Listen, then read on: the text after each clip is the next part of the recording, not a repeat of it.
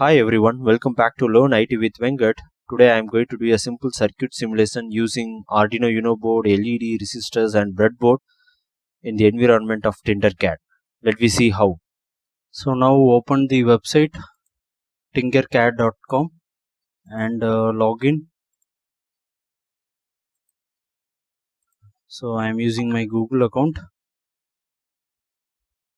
So here you can create your own project, or already I am having my project here. So create new circuit. Here I am going to have LED and here I am going to have Arduino board. So right hand side you can type Arduino, so you will get Arduino Uno board. Just drag and put it inside that work area, and here it's a power cable which is not yet connected. So this is an Arduino Uno board. Here you could see ground, and this is digital pins, and which is having the tilde symbols or PWM, pulse wave modulation pins, and this side we have analog pins, power, ground, 3.3 volt and 5 volt pins and all. Okay, this is about the basic about this board, and now I am going to give the connection. So LED is having two leg, anode and cathode. Anode is positive and cathode is negative. So for positive I am going to give the power supply from 8th pin, and negative I am going to give it to the ground. So this is going to be in black color and this is going to be in red color for power supply. Okay, but here I have given direct connection to the LED. Let me check. Here you can simulate it. If I simulate this, see power cable connected here, but LED is not blinking, right? Because we haven't programmed to give the power supply from the 8th pin. So we have to do that codes. So stop the simulation and click the code.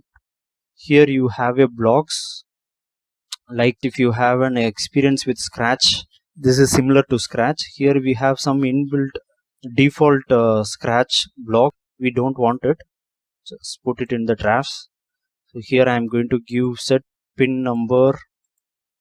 I have connected with pin number 8, so pin to high, and go to controls. Here you have so many controls, looping statements and all, and just put wait for 1 second for delay, and go to output. Again pin which is set 8th pin. 8th pin means here I have given power. Okay, I am enabling this to high, means this will give power and LED will on. And again control, wait for 1 second. That's it, very simple. And here if I start simulation, here you can see the LED is blinking, but here you will get a warning message because that you have given directly the power to the LED. So we should not do like this. That's why here I am getting the warning message, because of, you can see here milliamp is more, 53 milliamps right now I am giving. So LED needs only 20 milliamps maximum. So what I have to do, I have to delete this direct power, and I am going to use resistor. I am going to use resistor for it. So very simple, the power to given to resistor and resistor to the positive anode. That's it.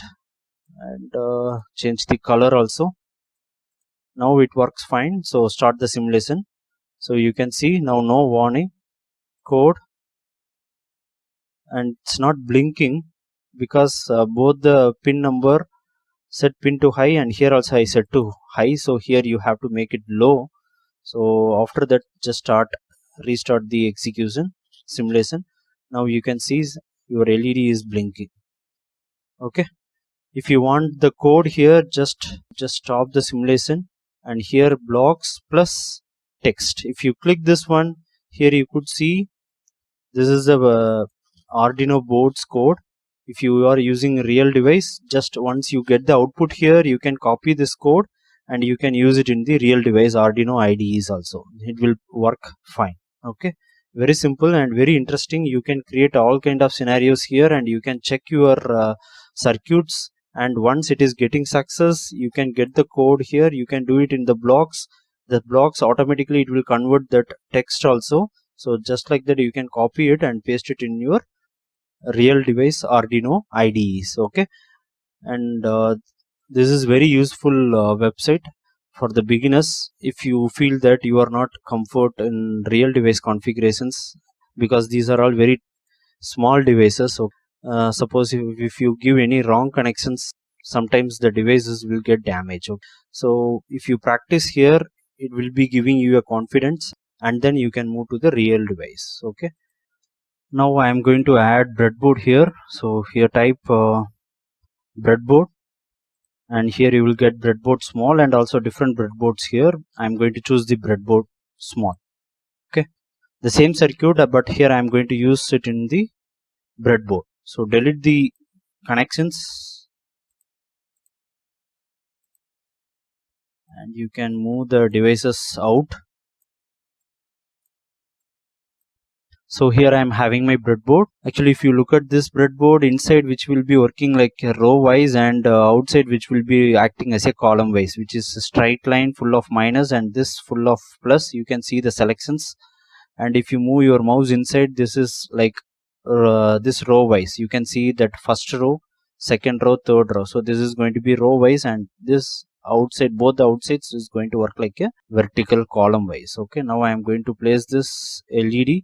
If I am going to place this LCD inside, I have to place like this, because this entire row is going to act as minus and this row is going to act as a positive. I can't give like this, because if you give like this, then all this row is going to act as plus and minus, then there will be a confusion. So if you are going to use it inside, that both pin number, that both anode and cathode should be in different rows.